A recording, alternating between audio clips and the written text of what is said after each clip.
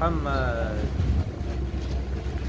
ظہر علی شباب میں خیبر سے پوچھئے، ظہر علی شباب میں خیبر سے پوچھئے، بچپن کا حال کلے ازدر سے پوچھئے، بچپن کا حال کلے ازدر سے پوچھئے، ظہر علی شباب میں کس طرح نیند آئی تیغوں کی چھاؤں میں، کس طرح نیند آئی تیغوں کی چھاؤں میں، یہ بستر رسول پر حیدر سے پوچھئے، یہ بستر رسول پر حیدر سے پوچھئے، تھا ہاتھ کس کا کر رہا تھا کون گفتگو، تھا ہاتھ کس کا کر رہا تھا کون گفتگو، پردے میں کون تھا یہ پیمبر سے پوچھئے، پردے میں کون تھا یہ پیمبر سے پوچھئے، ظہر علی شباب میں حیدر سے پوچھئے، اور پیاسا ہی جان سکتا ہے تشنا لبوں کی پیاس، پیاسا ہی جان سکتا ہے تشنا لبوں کی پیاس، اصغر کی تشنا لبی دل مادر سے پوچھئے، ظہر علی شباب میں یہ خیبر سے پوچھئے. اللہم صلی علی محمد وعلی محمد.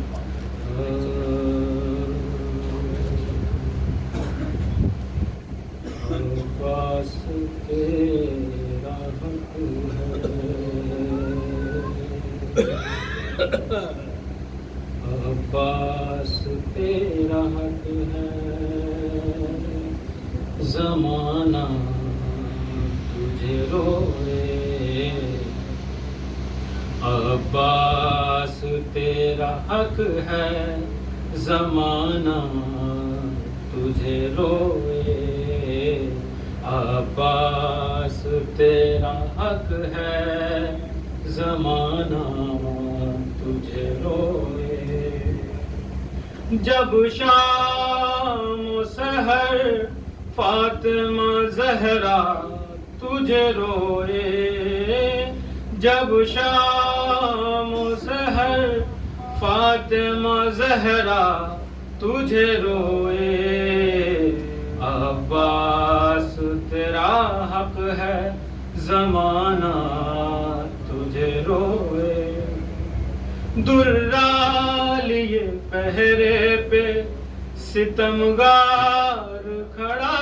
ہے، درا لیے پہرے پہ ستمگار کھڑا ہے، کیسے تیرے لاشے پہ سکینہ تجھے روئے، عباس تیرا حق ہے، زمانہ تجھے روئے، جس وقت اٹھایا نہ گیا لاش جواں کا، جس وقت اٹھایا نہ گیا لاش جواں کا، شہ اس گھڑی اکبر سے بھی زیادہ تجھے روئے، شہ اس گھڑی اکبر سے بھی زیادہ تجھے روئے، روئے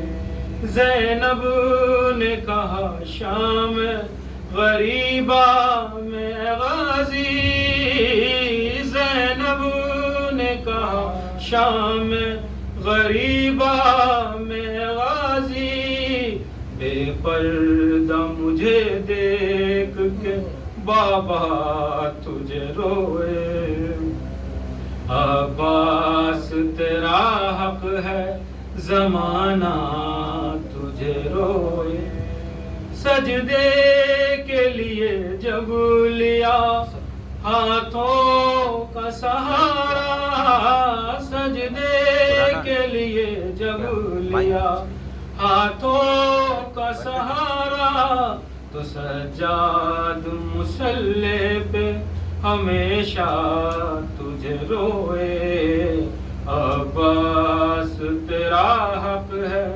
زمانہ تجھے روئے، بن ہاتھوں کے تو کس طرح گھوڑے سے گرا تھا، بن ہاتھوں کے کس طرح تو گھوڑے سے گرا تھا، یہ سن کے بہت اہل مدینہ تجھے روئے، یہ سن کے بہت اہل مدینہ تجھے روئے، عباس تیرا حق ہے زمانہ تجھے روئے،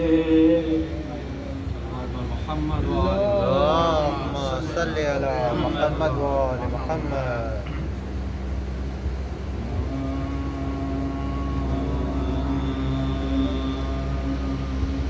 تم کے ممبر کے لیے ہجرت کے بستر کے لیے، ان کے ممبر کے لیے ہجرت کے بستر کے لیے، ہر جگہ موجود تھے حیدر پیمبر کے لیے، اور ٹوٹ جاتا آسمان بڑھتی جو پانچوں انگلیاں، یہ تو کہیے دو بڑھی تھی باب خیبر کے لیے، ان کے ممبر کے لیے، محمد اللهم صل على محمد وآل محمد. علی سے پہلے عبادت کا انتظام نہ تھا، علی سے پہلے عبادت کا انتظام نہ تھا، ادب رسول کا خالق کا احترام نہ تھا، ادب رسول کا خالق کا احترام نہ تھا، نماز ہوتی بھی قائم تو کس طرح ہوتی، خدا کا گھر تو بنا تھا مگر امام نہ تھا، خدا کا گھر تو بنا تھا مگر امام نہ تھا، علی سے پہلے عبادت کا انتظام نہ تھا، محمد اللهم صل على محمد وآل محمد.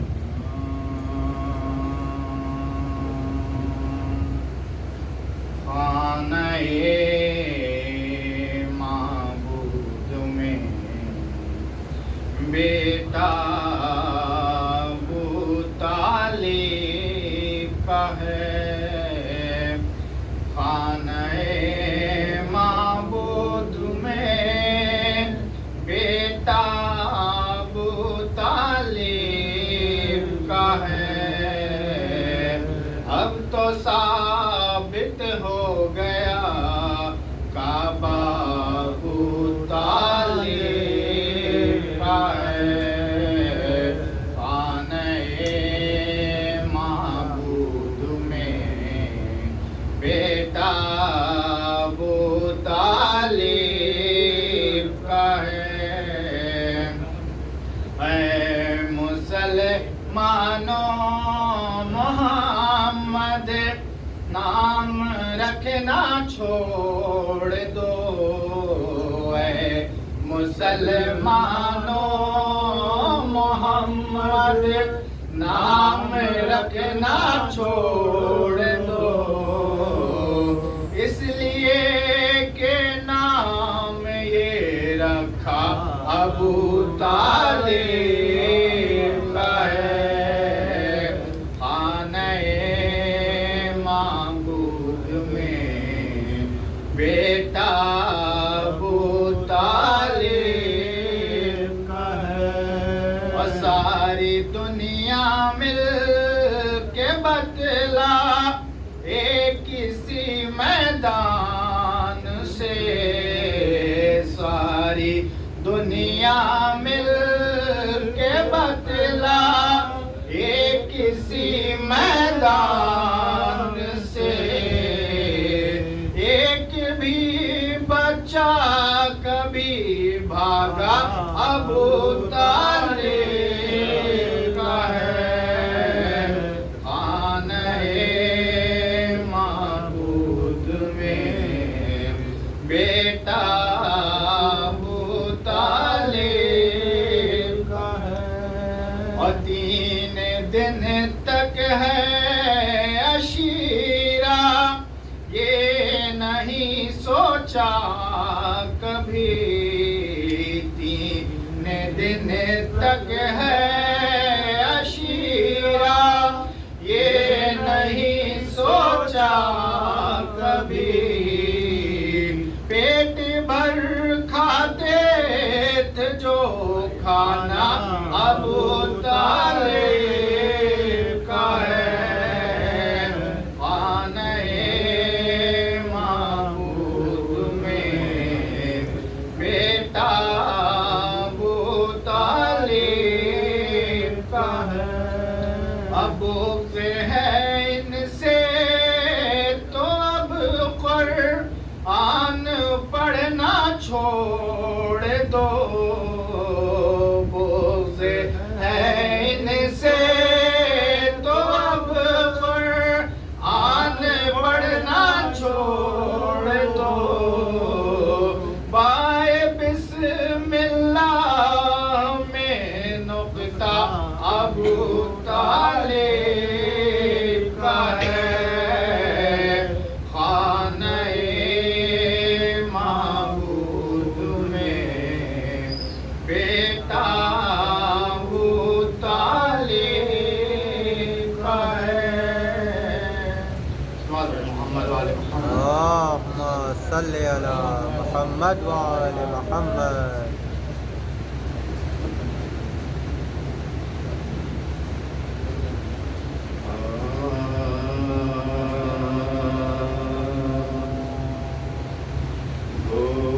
دوزخ کو ہر طرح کا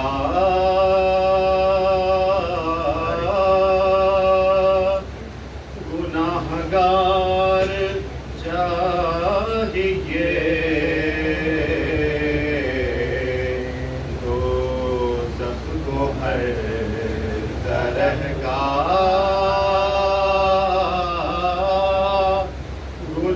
گناہگار چاہیے، تو جنت کو صرف شہکار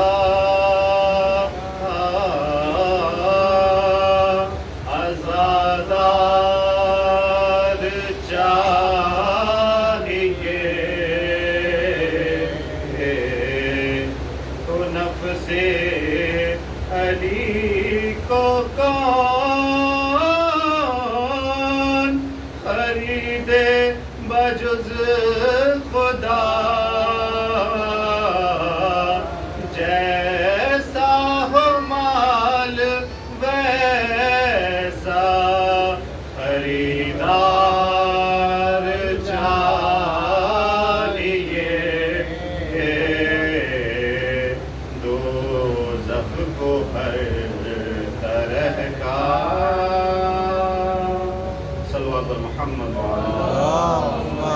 صل على محمد وآل محمد.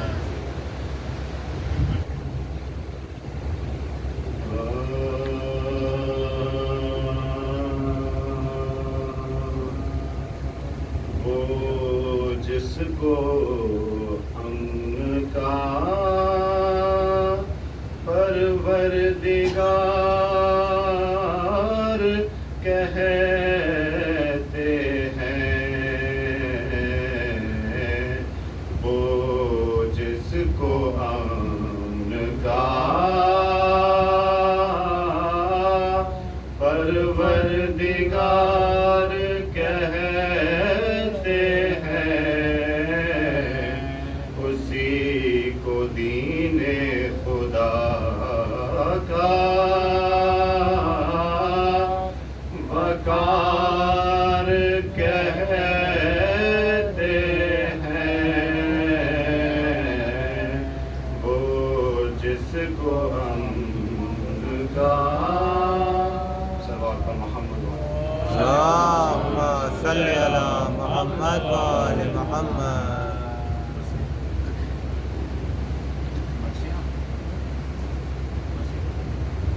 فاتح.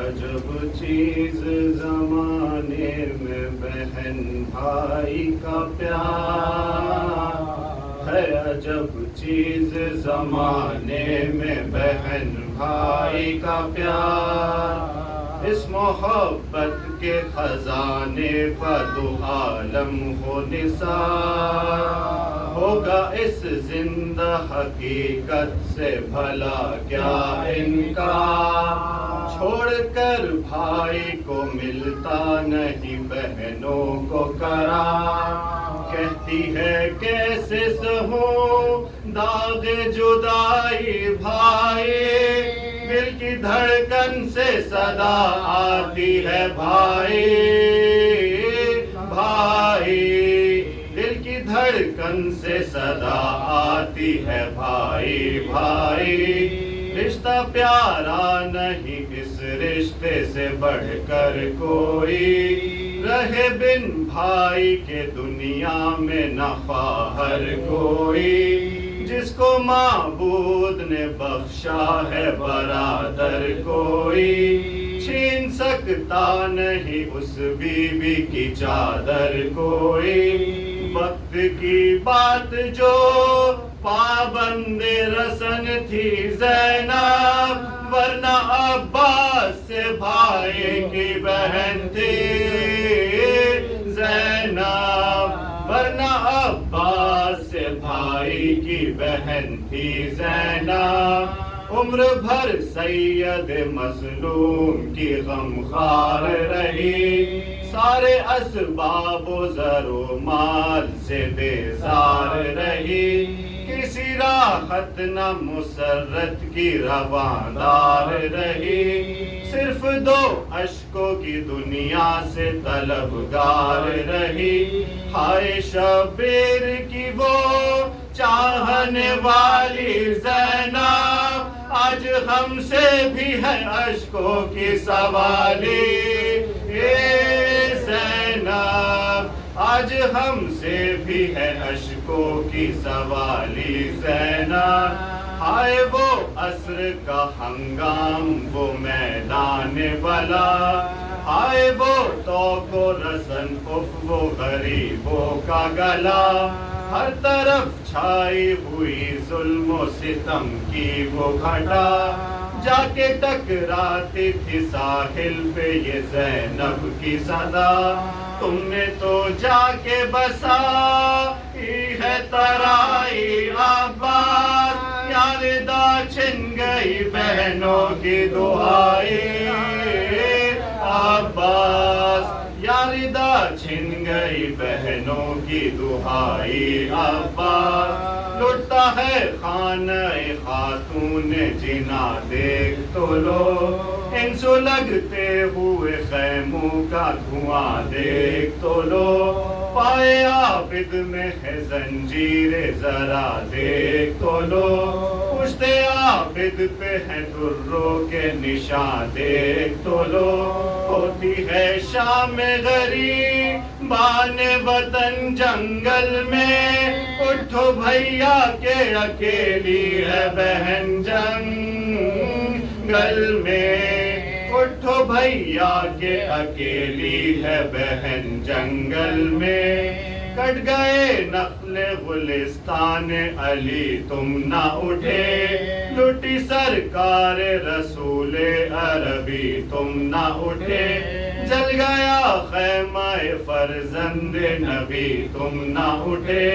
میرے عباس میرے شیر جری تم نہ اٹھے کیسے یہ ظلم ہوا ہائے گوارا تم کو ہر تماچے پہ سکینہ نے پکارا تم کو ہر تماچے پہ سکینہ نے پکارا تم کو گونج کر رہ گئی جب بنت پیغمبر کی صدا سن کے فریاد کوئی چاہنے والا نہ اٹھا دوڑی مقتل کی طرف بنت شہ عقدہ کشا کہتی تھی ہائے شہیدوں کو کفن بھی نہ ملا پہنچی میدان میں تو کس طرح کہوں کیا دیکھا روندتے گھوڑوں سے عباس کا لاشا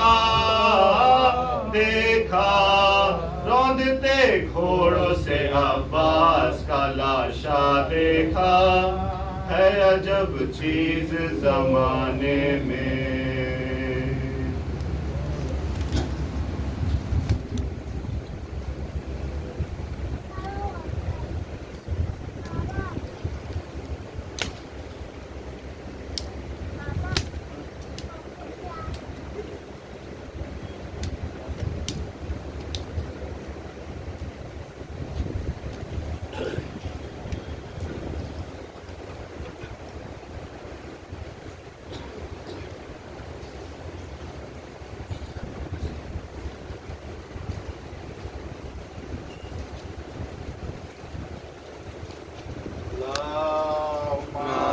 صلی علی محمد وآل محمد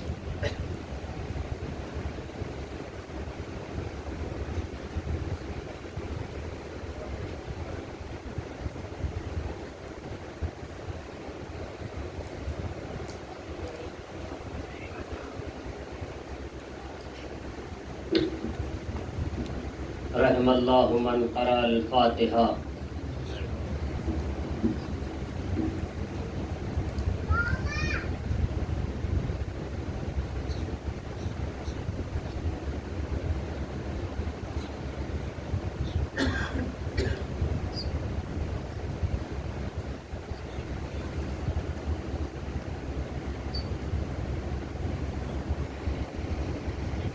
صلوات بر محمد و آل محمد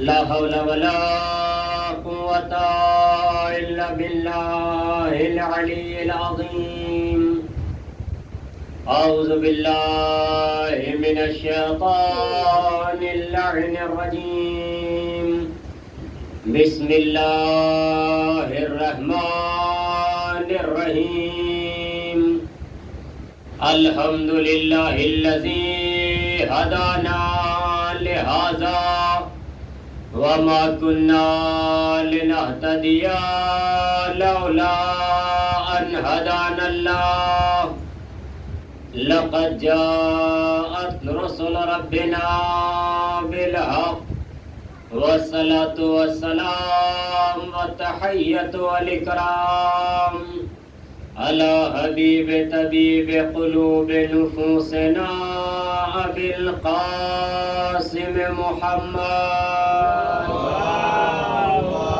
صلی علی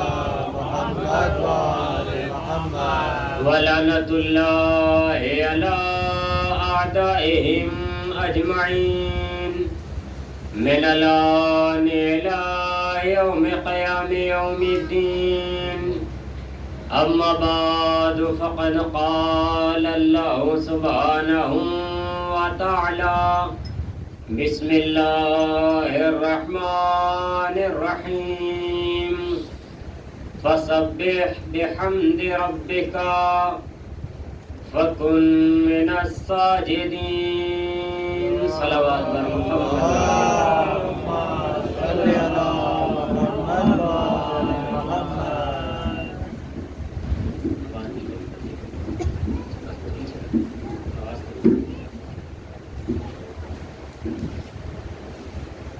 صلوات پڑھیں بر محمد وآل محمد.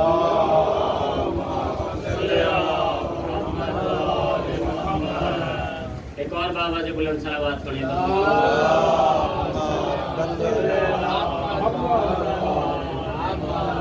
مومنین حضرات، جیسا کہ آپ کے علم میں ہے کہ سلسلہ مجالس جو مسلسل چل رہا ہے، ہمارے اور آپ کے چوتھے امام حضرت امام سجاد علیہ الصلوۃ والسلام کے حوالے سے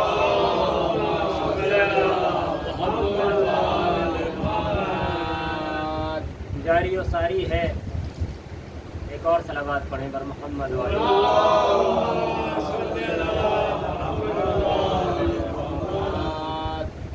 حضرات. بہرحال پروردگار عالم اپنی بابرکت اور متبرک کتاب قرآن کریم میں ارشاد فرما رہا ہے. ایک اور صلوات پڑھیں بر محمد وآل اللهم صل على محمد وآل محمد. خداوند منان اپنی بابرکت عظیم اور متبرک کتاب جو بے مثال اور بے نظیر کتاب ہے، ہر اعتبار سے قرآن کریم بے مثال ہے، ہر اعتبار سے قرآن کریم بے نظیر ہے. خداوند منان نے اپنی اور بھی کتابیں نازل کی ہیں، بہت سارے پروردگار عالم نے صحیفے نازل کیے ہیں. پروردگار اپنے ہر نبی پر کچھ نہ کچھ نازل کرتا رہا، کبھی صحیفے کی شکل میں، کبھی کتاب کی شکل میں. خداوند منان نے اپنے نبیوں پر کتابیں نازل کی. عزیزہ نگرامی، اس کے باوجود بھی پروردگار عالم یہ کہہ رہا ہے کہ یہ میری کتاب قرآن کریم جسے خداوند عالم نے آخری میں نازل کیا، یعنی تمام صحیفوں کے بعد نازل کیا، تمام کتابوں کے بعد نازل کیا، لیکن پروردگار عالم نے سب سے عظیم بنا دیا، سب سے بابرکت بنا دیا، سب سے بہتر کتاب بنا دیا، اور سب سے اعلیٰ کتاب خداوند عالم نے اپنی اسی کتاب کو بنا دیا ہے. قرآن اللہ کی وہ کتاب ہے جس کے متعلق ارشاد ہو رہا ہے کہ لو انزلنا هذا القرآن على جبل لرأيته خاشعا متصدعا من خشیۃ اللہ، کہ اگر اللہ کہتا ہے ہم اس کتاب کو پہاڑوں پہ نازل کر دیتے تو تم پہاڑ کو ہمارے روب و جلال سے ریزہ ریزہ دیکھتے اور چکنا چور دیکھتے. اس کے علاوہ بھی قرآن کریم اللہ کی وہ عظیم ترین کتاب ہے جس کے متعلق پروردگار عالم یہ کہہ رہا ہے کہ اِنَّا نَحْنُ نَزَّلْنَا الذِّكْرَ وَإِنَّا لَهُ لَحَافِظُونَ، کہ بے شک ہم نے قرآن کو نازل کیا ہے اور ہم ہی قرآن کی حفاظت کرنے والے ہیں. جبکہ نازل توریت کو بھی کیا، انجیل زبور کو بھی کیا، مگر کسی کے متعلق یہ الفاظ نہیں کہے کہ ہم نے ان کو نازل کیا، ہم ان کی حفاظت کرنے والے ہیں. اور آپ نے یہ بھی دیکھا کہ توریت کے ماننے والوں نے اس میں کسی نہ کسی طرح کی کمی زیادتی کر لی. انجیل کے ماننے والوں نے اس میں کسی نہ کسی طرح کی کمی زیادتی کر لی، زبور کے ماننے والوں نے اس میں کسی نہ کسی طرح کی کمی اور زیادتی کر لی، مگر کمی اور زیادتی نہیں کی تو وہ قرآن کریم میں نہیں کی گئی۔ اگرچہ کوششیں کی گئیں پہلے زمانے میں بھی اور اس زمانے میں بھی، بہت سارے لوگوں نے کوششیں کی کہ قرآن کریم میں کسی نہ کسی طرح کی جسے کہا جائے تبدیلی کر لی جائے، قرآن کریم میں کسی نہ کسی طرح کا بدلاؤ کر لیا جائے، مگر لاکھ کوششوں کے باوجود قرآن کریم میں کوئی تبدیلی نہیں کی گئی، قرآن کریم میں کوئی بدلاؤ نہیں کیا گیا، نہ قرآن کریم میں کوئی انسان کوئی بدلاؤ کر سکا۔ اب عزیزان گرامی، جب قرآن کریم میں لوگوں نے یہ چاہا کہ ہم بدلاؤ کر سکیں، جب لوگوں نے یہ سوچا کہ قرآن کریم میں ہم کسی نہ کسی طرح کی تبدیلی کر سکیں، تو آپ جانتے ہیں تبدیلی کرنے والے جب تبدیلی کرنے آئے تو قرآن کو تو بدل نہ سکے، خود رضوی سے تیاگی میں بدل کے خود تو چلے گئے۔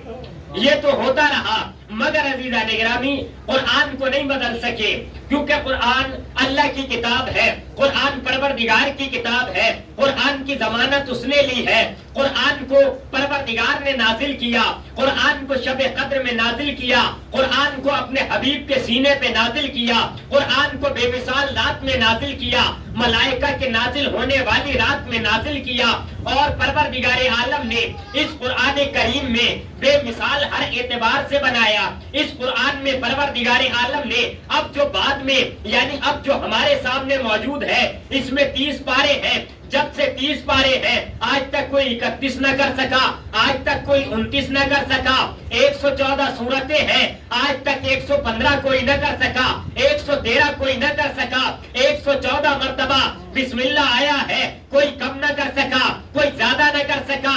اب عزیزان گرامی، یہ قرآن جب ایسی کتاب ہے، یہ قرآن اللہ کی وہ کتاب ہے کہ جس کو پروردگار عالم یہ کہہ رہا ہے کہ ہم نے اسے اپنے حبیب پر نازل کیا ہے، اپنے بندے پر نازل کیا ہے، ہم نے اپنے اسے نبی پر نازل کیا ہے، ہم نے اسے اب بشیر پر نازل کیا ہے، ہم نے اسے نذیر پر نازل کیا ہے، جو اس پر نازل کیا جس کو اللہ کبھی طٰہٰ کہہ رہا ہے، کبھی مزمل کہہ رہا ہے، کبھی مدثر کہہ رہا ہے، کبھی ورفعنا لک ذکرک کی صورت میں پروردگار اس کا قصیدہ پڑھ رہا ہے، کبھی یہ کہہ رہا ہے یا ایھا المزمل، کبھی یہ کہہ رہا ہے قم اللیل الا قلیلا، کبھی یہ کہہ رہا ہے اے میرے نبی اٹھا کرو مگر ذرا آرام کر لیا کرو۔ اتنے کتابوں کے باوجود ایسی کتاب جس کو پروردگار عالم نے جب اپنے حبیب پر نازل کیا تو یہ کہا کہ ہم اگر اسے قرآن کریم کو کسی اور رات میں نازل کرتے تو اس رات کی عظمت وہ نہ ہو سکتی تھی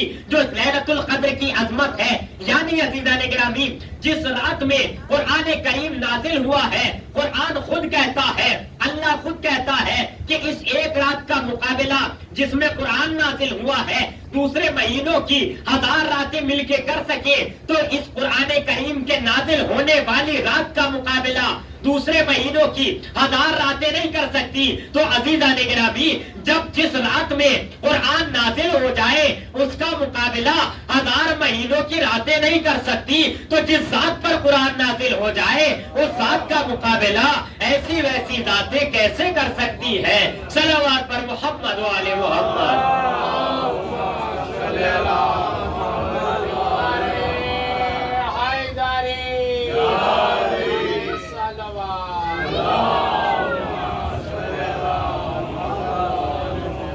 عزیزان گرامی، اب مسئلہ یہ آتا ہے کہ پروردگار عالم نے اپنی اس بابرکت کتاب میں بہت ساری آیتیں رکھی۔ مشہور تو یہ ہے کہ 6666 آیتیں ہیں قرآن کریم میں، لیکن کبھی شمار بھی کر لیجئے گا کہ قرآن کریم میں ہے کتنی، کیونکہ بہرحال سنتے سناتے تو سب ہیں کہ قرآن میں 6666 آیتیں ہیں، لیکن جب آپ شمار کریں گے، گننے بیٹھیں گے تو قرآن میں 6236 آیتیں ہیں۔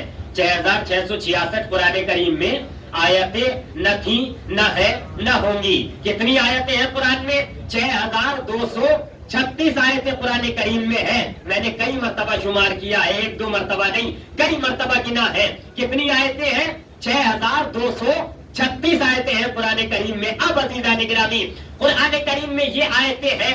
قرآن کریم میں 114 سورے ہیں.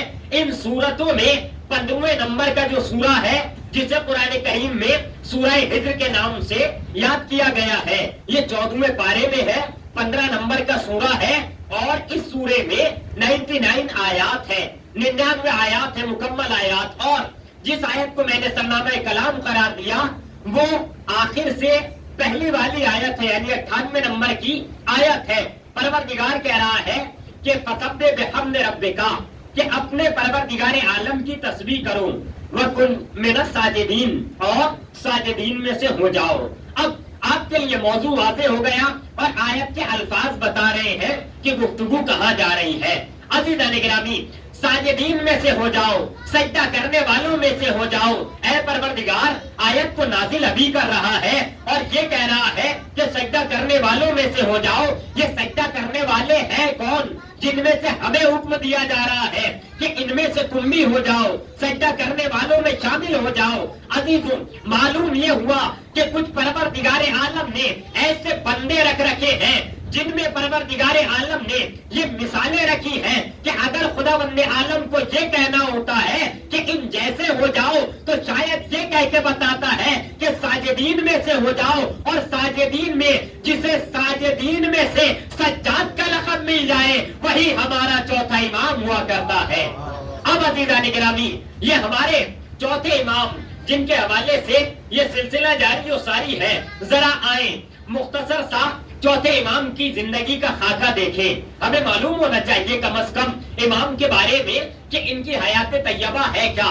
آئیے ابتدا سے عزیزان گرامی امام کی ولادت کب ہوئی؟ امام کی ولادت 15 اس تاریخ کو ہوئی ہے، 15 شوال کو امام کی ولادت ہوئی ہے. کتنی ہجری میں امام کی ولادت ہوئی ہے؟ 38 ہجری میں امام کی ولادت ہوئی ہے. کہاں ہوئی ہے؟ مدینے میں امام کی ولادت ہوئی ہے. امام کے والد کون ہے چوتھے امام کے؟ تیسرے امام حضرت امام حسین علیہ الصلوۃ والسلام. آپ کے والد گرامی ہے اور آپ کی والدہ کا نام بھی سب جانتے ہیں.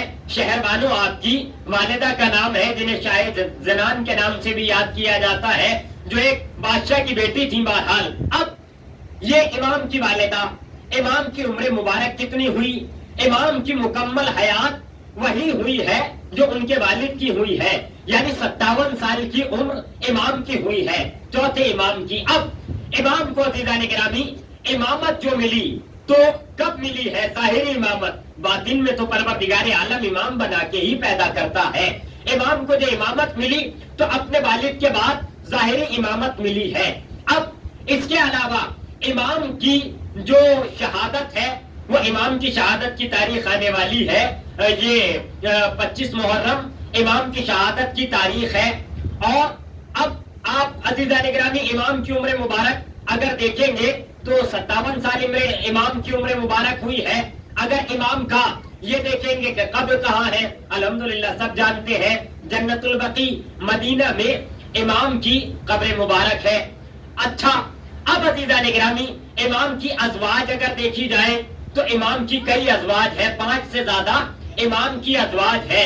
اب اس کے علاوہ امام کی اولاد کو اگر دیکھیں تو امام کو پروردگار عالم نے 11 بیٹے عطا کیے ہیں اور 4 بیٹیاں عطا کی ہیں. یعنی امام علیہ السلام کی جو اولاد ہے وہ ٹوٹل اولاد 15 امام کے بچے ہیں جو مختلف ازواج سے امام کی اولادیں ہیں.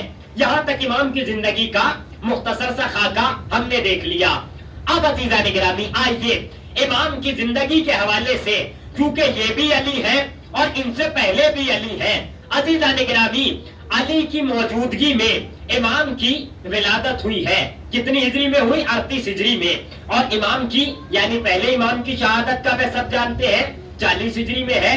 تو 2 سال اپنے دادا کے ساتھ بھی امام نے زندگی گزاری ہے. بچپن کا عالم اپنے دادا کے ساتھ بھی گزرا، 2 سال کا عرصہ یا اس سے کچھ کم و بیش آپ کا اپنے دادا کے ساتھ بھی گزرا. اب ان کا بھی نام علی رکھا گیا اور آپ کے دادا کا بھی نام علی تھا. امام حسین نے آپ جانتے ہیں مشہور روایت ہے کہ اپنے سارے بیٹوں کا نام علی رکھا ہے. لیکن عزیزان گرامی اب بات یہاں پہ آ کے رکتی ہے کہ علی اکبر جو کہا جاتا ہے وہ کہا جاتا ہے جناب اکبر کو جو کربلا میں شہید ہوئے ہیں امام کے بیٹے انہیں علی اکبر کہا جاتا ہے. جبکہ ہونا علی اکبر کسے چاہیے؟ انہیں ہونا چاہیے. بھائی علی اکبر کسے کہا جاتا ہے؟ بیٹے بڑے کو جو بڑا ہو.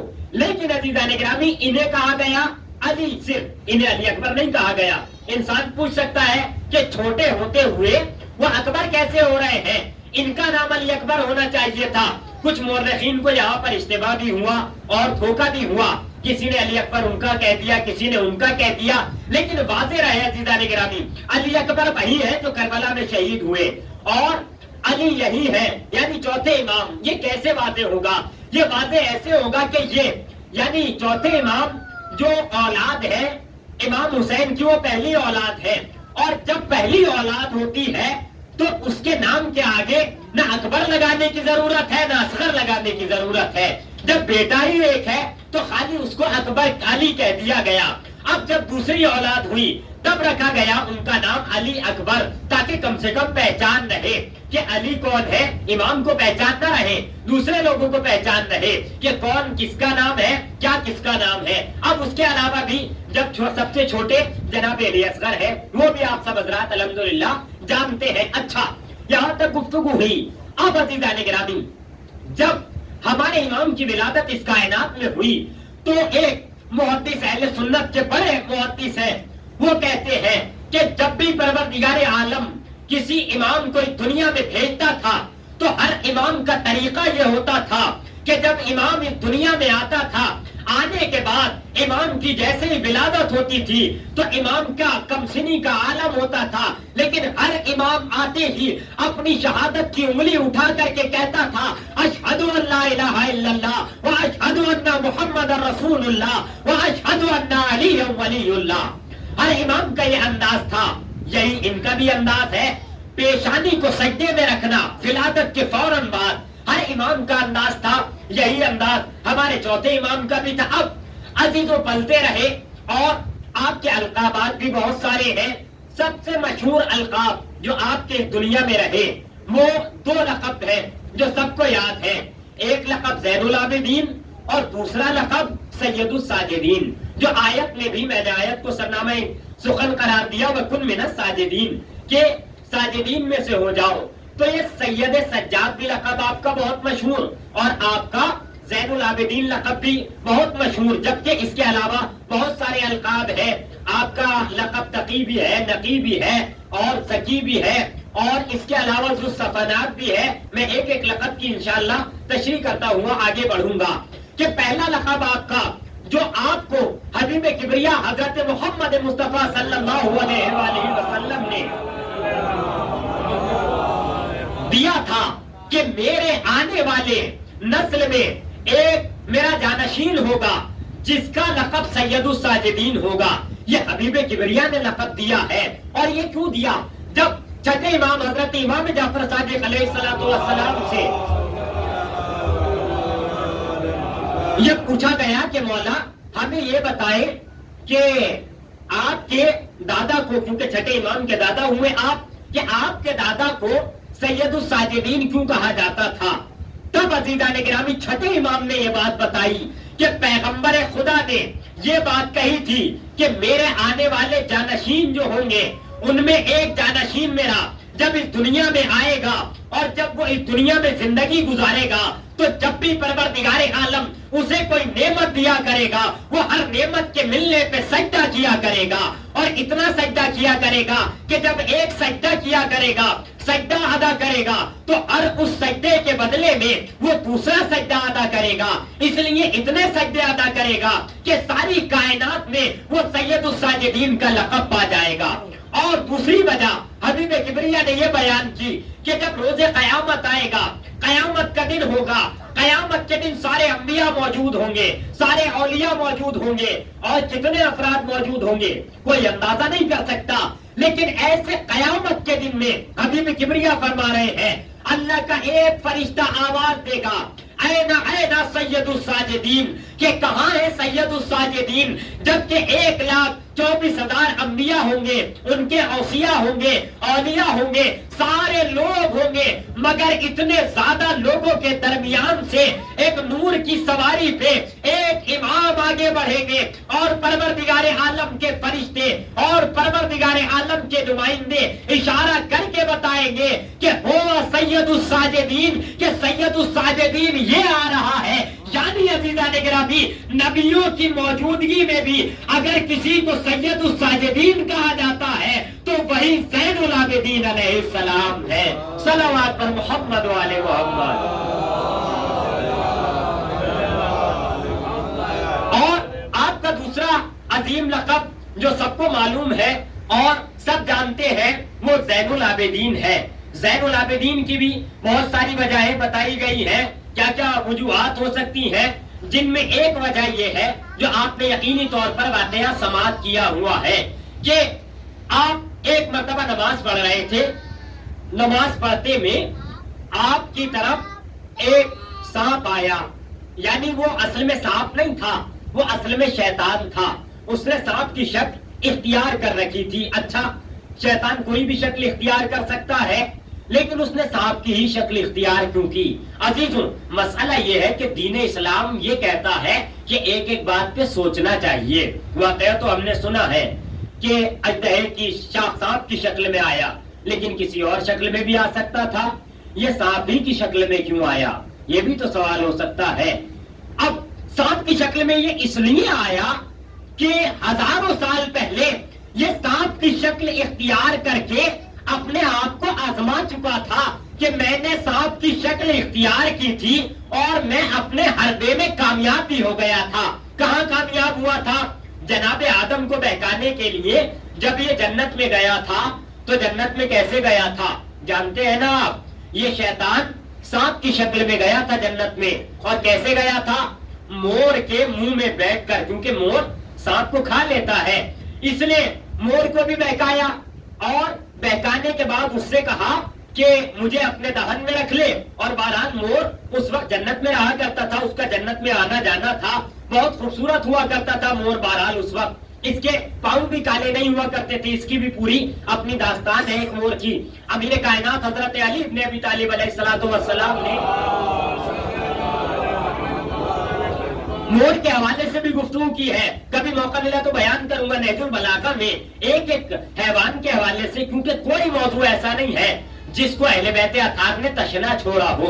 اب یہ مور کے دہن میں بیٹھ کے گیا جنت میں، اور جنت میں جانے کے بعد اس نے بہرحال جناب آدم کو چاہا کہ میں ان سے کہوں کہ اس درخت کا پھل کھائیں، وہ تمام داستان اور واقعہ آپ کا سنا ہوا۔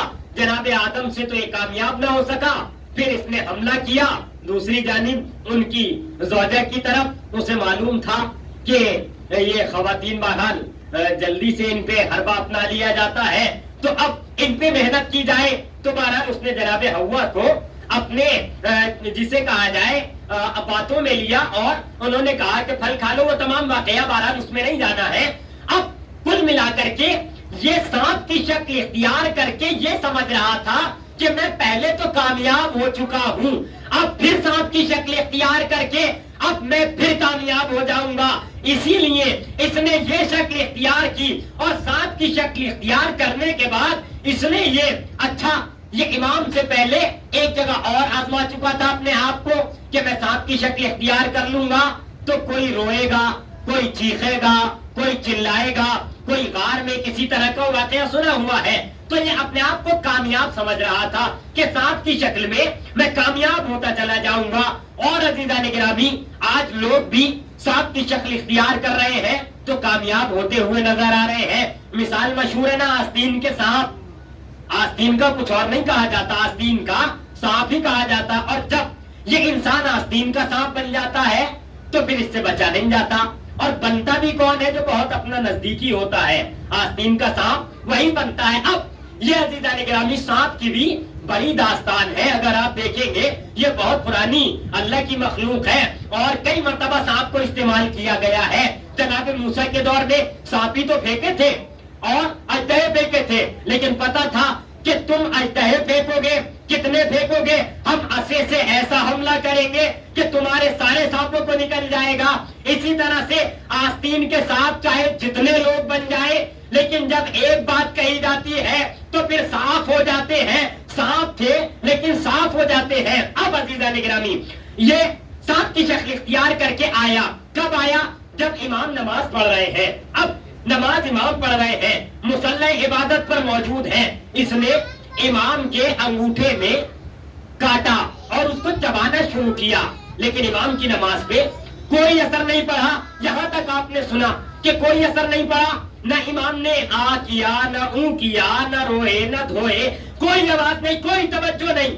اب یہ اچنبے میں پڑا ہوا ہے کہ بھائی میں نے پہلے جناب آدم کی زوجہ پہ بھی اپنا کام کر دیا تھا اور ان کو بھی اپنے حربے میں لے لیا تھا، اس کے بعد میں نے ایک ظاہری خلیفہ پہ بھی حملہ کیا تھا، وہ بھی رویا تھا، اس کے بعد میں نے فرعون کے دربار میں بھی اس سے پہلے بھی بہت کچھ کام دکھایا، لیکن آج کیا مسئلہ ہے؟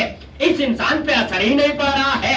جب کوئی اثر نہیں پڑا، یہ اپنا حملہ کرتا گیا، لیکن امام امام ہوتا ہے، امام کائنات کا ہادی ہوتا ہے، امام کائنات کا رہبر ہوتا ہے۔ یہاں تک آپ نے سنا تو عزیزان گرامی، اس سانپ نے ایک بات کہی اور یہ اپنے حربے میں کامیاب ہونا چاہتا تھا، مگر جب کامیاب نہ ہو سکا، ایک آسمان سے آواز آئی، انت زین العابدین، کہ آپ عابدوں کی زینت ہے۔ جیسے ہی یہ آواز آئی، یہ فوراً پیچھے بھاگا جیسے کہ کسی نے لاہور پڑھ دیا ہو۔ اب عزیزان گرامی، لوگ کہتے ہیں یہ آسمان سے آواز کیسی آئی؟ عزیزان گرامی، پہلے علی کے لیے بھی آسمان سے ایک آواز آئی تھی، لا فتح الا علی، لا سیف الا ذوالفقار۔ اسی طرح سے چوتھے علی کے لیے بھی آسمان سے ایک آواز آئی، انت زین العابدین، کہ تم ہی عبادت گزاروں کی زینت ہو۔ صلوات پر محمد و آل محمد۔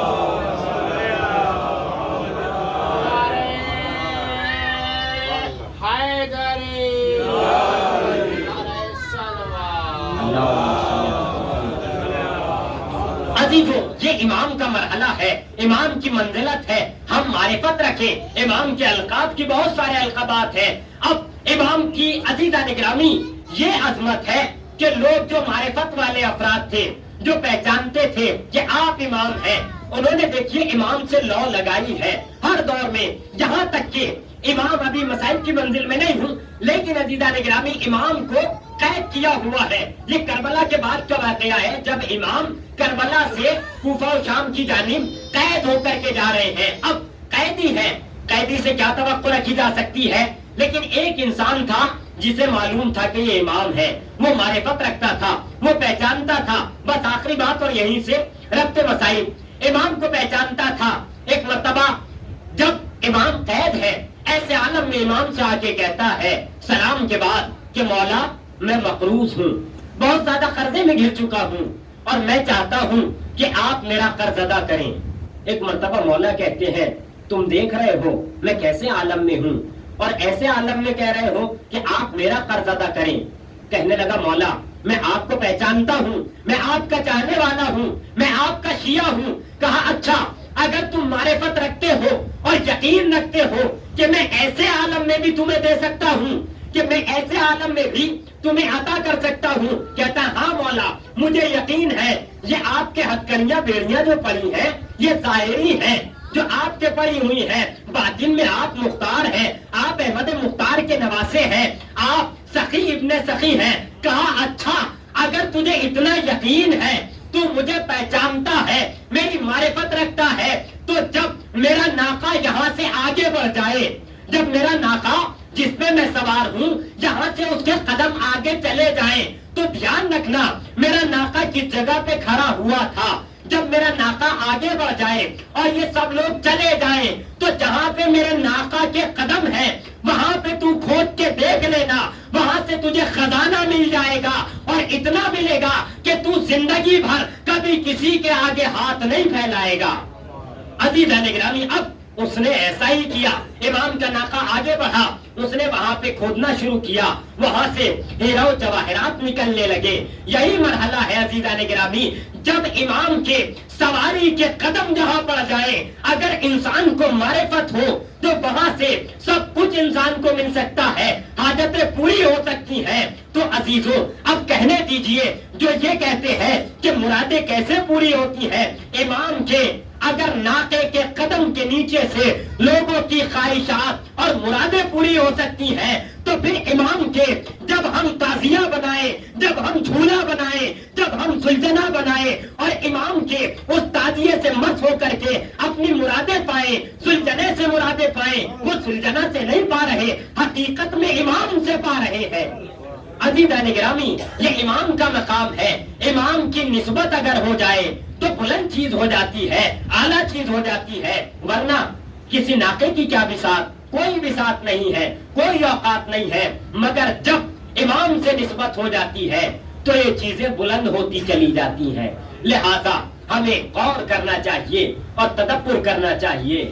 پہچاننے والے اس عالم میں بھی پہچان رہے تھے, اور جنہوں نے پہچانا انہیں پروردگار عالم نے امام کی برکت سے سب کچھ عطا کیا. لیکن عزاداروں, جنہوں نے نہیں پہچانا انہوں نے امام کے ساتھ وہ سلوک کیا کہ آپ جانتے ہیں کہ میرے امام کو کس عالم میں امامت ظاہری ملی ہے. میرا امام نے اس وقت دین مبین اسلام کو سنبھالا ہے کہ جب اسلام کو سنبھالنے والا کوئی نہیں تھا. یہی میرا مولا اسلام کو سنبھالتا ہے کہ جب اسلام کی کشتی بھنور میں آ گئی تھی, مگر امام سجاد نے کہا بابا میں آپ کے بعد دین کو بچاؤں گا, اسلام کا علم لے کر کے چلوں گا. اور میرے مولا کے ہاتھ بندھے تھے, مگر بندھے ہاتھوں میں اس طرح سے اسلام کے علم کو اٹھایا, اتنا اونچا اسلام کے علم کو کیا کہ کبھی جھکنے نہ دیا.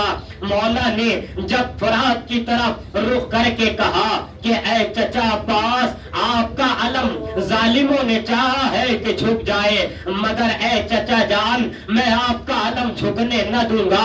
میرے ہاتھ بندھے ہوں گے مگر اسلام کا علم بلند رہے گا. اللہ اکبر.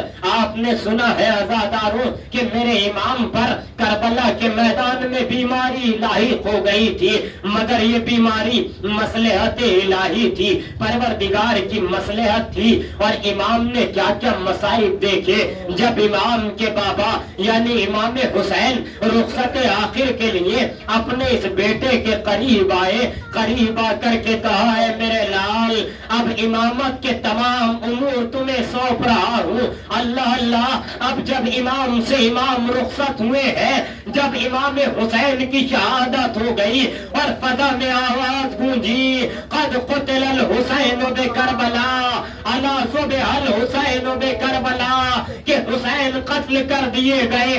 اسی قریب امام نے کہا اے پھوپھی اماں, اے پھوپھی اماں لاؤ مجھے بابا کی تلوار لا کر کے دے دو, مجھے عصا لا کر کے دے دو.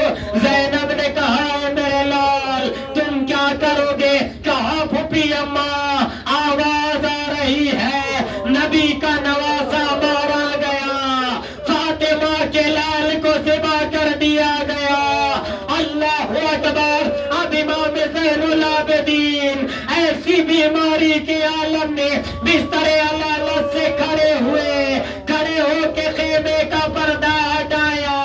پردہ ہٹانے کے بعد ایک ہی جملہ کہا السلام علیکہ یا ابا عبداللہ, السلام علیکہ یا ابن رسول اللہ, السلام علیکم ورحمۃ اللہ. وسيعلم الذين ظلموا أي منقلب ينقلبون إنا لله وإنا إليه راجعون. پروردگارہ تجھے واسطہ محمد و آل محمد کا, جو مومنین مومنات بیمار ہیں انہیں شفا کاملہ عطا فرما. پروردگارہ جو مومنین بے روزگار ہیں انہیں روزگار عطا فرما. پروردگارہ جو برسر روزگار ہیں ان کے روزگار میں ترقی عنایت فرما۔ پروردگارہ ہم تیرے گناہگار بندے ہیں، ہمیں امام کے صدقے میں معاف فرما۔ پروردگارہ ہمارے والدین بزرگان کا سایہ ہمارے سروں پہ قائم و دائم فرما۔ پروردگارہ جن کے بزرگان والدین مرحوم ہو چکے ہیں ان سب کی مغفرت فرما۔ پروردگارہ ہمارے امام کے ظہور میں تعجیل فرما، جب ہمارے امام کا ظہور ہو ہمیں ان کے انصار اعوان میں شمار فرما۔ ماتم حسین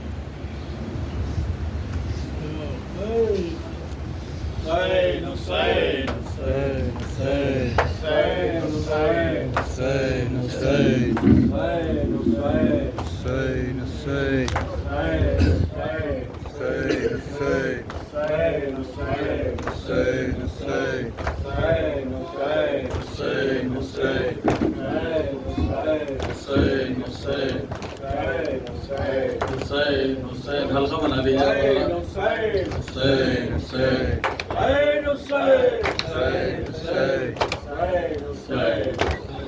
سر شبیر سے رو رو کے یہ عابد نے کہا، بردا بہن ہے بازار میں جاؤں کیسے۔ سر شبیر سے رو رو کے یہ عابد نے کہا، بردا بہن ہے بازار میں جاؤں کیسے۔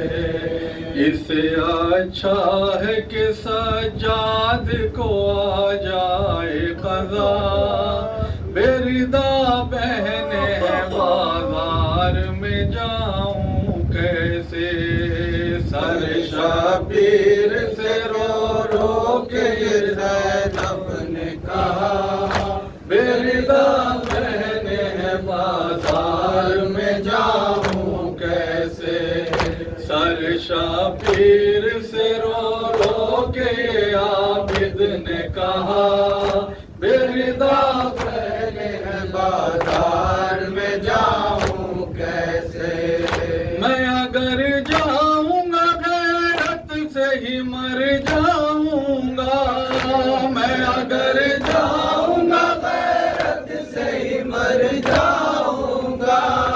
مجمع عام میں سر نہ اٹھا پاؤں گا، مجمع عام میں سر نہ اٹھا پاؤں گا۔ دل پھٹا جاتا ہے یہ سوچ کے آتی ہے حیا، بردا بہن ہے بازار میں جاؤں کیسے۔ سر شبیر سے رو رو کے یہ عابد نے کہا، بردا بہن ہے بازار میں جاؤں کیسے۔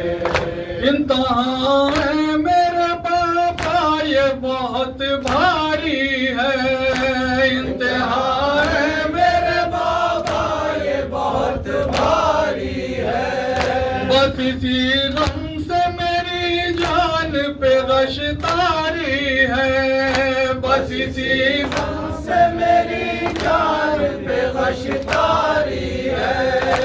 تماشائی کھڑے اور ہے بازار سجا، بردا بہن ہے بازار میں جاؤں کیسے۔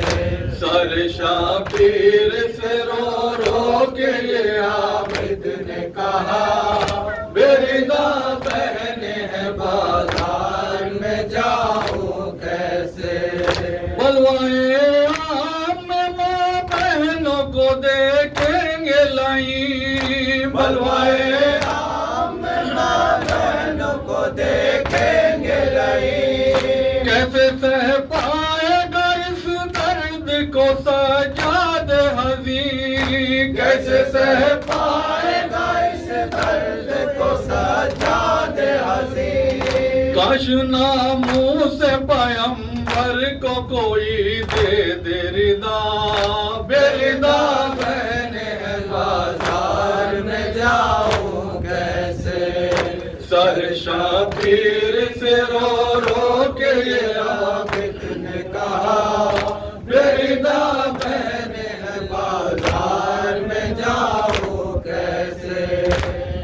پریشان قدم آگے نہیں بڑھتے ہیں، دل پریشان قدم آگے نہیں بڑھتے ہیں، ظلم کے پانی جفاؤں پہ جفا کرتے ہیں، ظلم کے پانی جفاؤں پہ جفا کرتے ہیں، خون روتا ہوں میں اور خون روتا ہوں میں اور سوچ رہا ہوں یہ بھلا بردا بازار میں جاؤں کیسے، سر شبیر سے رو رو کے یہ عابد نے کہا بردا پہنے بازار میں جاؤں کیسے، حوصلہ دیجیے میرے سے شہنشاہ امم، حوصلہ دیجیے نیزے سے شہنشاہ امم، یا علی کہہ کے میں بازار میں رکھوں گا قدم، یا علی کہہ کے میں بازار میں رکھوں گا قدم، بابا جان کیجیے اب آپ میرے حق میں دعا، بردا پہنے بازار میں جاؤں کیسے، سر شبیر سے رو رو کے یہ عابد نے کہا بردا پہنے بازار میں جاؤں کیسے، سن کے بیٹے کی فغاں بولے شاہ جن و بشر، سن کے بیٹے کی فغاں بولے شاہ جن و بشر، امتحان دینا ہے غیرت کا تمہیں میرے پسر، امتحان دینا ہے غیرت کا تمہیں میرے پسر، بولے مومن تمہیں اللہ کرے صبر عطا، بردا پہنے بازار میں جاؤں کیسے، سر شبیر سے رو رو کے یہ عابد نے کہا بردا پہنے بازار میں جاؤں کیسے، حسین حسین حسین حسین حسین حسین، بابا یہ کیسے ہوا، بابا یہ کیسے ہوا، بابا یہ کیسے ہوا،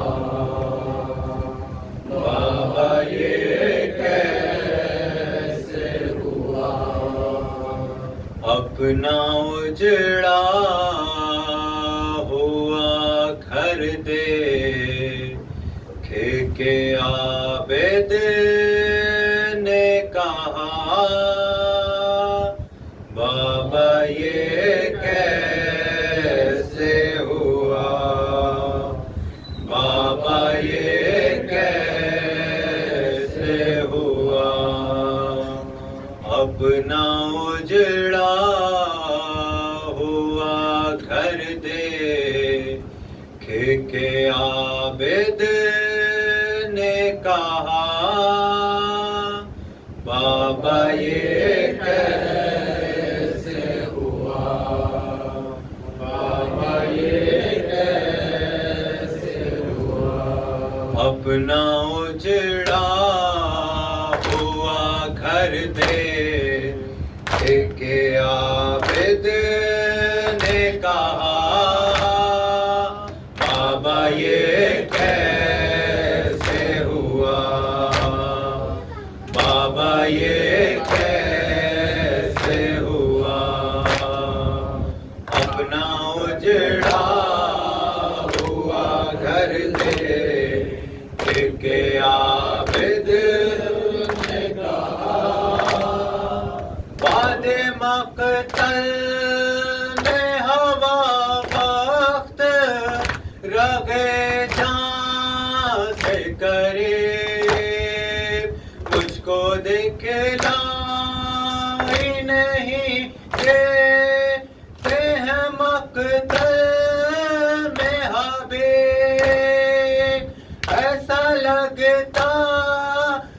کے ظالم نے انہیں مار دیا بابا یہ کیسے ہوا بابا یہ کیسے ہوا اپنا اجڑا ہوا گھر دیکھ کے عابد نے کہا چاند سورج کی طرح رن میں چمکنے والے ہیں کہاں دشت میں وہ نو محمد میرے ان غریبوں کا کوئی کون سویا ور نہ رہا بابا یہ کیسے ہوا بابا یہ کیسے ہوا اپنا اجڑا ہوا گھر دیکھ کے عابد نے کہا کس نے کہ رات کے بیاہ کو کیا ہے زخمی کیسے پامال ہوئی لاش میرے بھائی کی آئے وہ تیرا برس کا میرا قاسم نہ رہا بابا یہ کیسے ہوا بابا یہ کیسے ہوا اپنا اجڑا ہوا گھر دیکھ کے عابد نے کہا جس کو دو ماں نے پالا تھا بڑے نازوں سے اس کے سینے میں سے ماری گئی ہے کیسے آئے 18 برس کا علی اکبر نہ رہا بابا یہ کیسے ہوا بابا یہ کیسے ہوا اپنا اجڑا ہوا گھر دیکھ کے عابد نے کہا کوثر کوثر کوثر کوثر کوثر کوثر کوثر کوثر کوثر